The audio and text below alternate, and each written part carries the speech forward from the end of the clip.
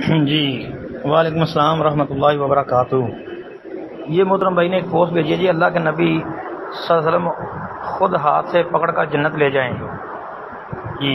اس میں یہ لکھا ہے کہ جو شخص صبح کے وقت 3 بار یہ کلمات پڑھ لے، رضیت باللہ ربا وبالاسلام دینا وبی محمد نبی۔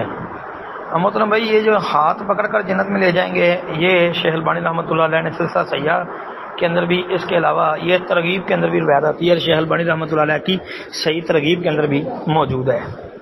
شیخ البانی رحمۃ اللہ علیہ کے نزدیک یہ روایت درست ہے، باقی اس کے علاوہ بعض محققین کی مختلف تحقیق بھی موجود ہے اس پر۔ بہرکیف شیخ البانی نے یہ بالکل اس کو صحیحہ کے اندر اور صحیح ترغیب میں درج کیا ہے۔ دوسرا جی، مسند احمد والی جو روایت ہے، روز قیامت اللہ تعالیٰ سے راضی کر دے گا، اس روایت کے متعلق بھی اکثر اہل علم جو ہیں وہ یہی کہتے ہیں کہ یہ روایت ثابت ہے، شیخ البانی وغیرہ کے نزدیک بھی یہ درست ہے۔ اور جو سب سے پہلے نمبر پر ہے کہ وہ ایمان کا ذائقہ چکھ لیتا ہے، یہ والی یہ صحیح مسلم کے اندر بالکل موجود ہے، اور یہ بالکل صحیح مسلم کے اندر ہے۔ اس میں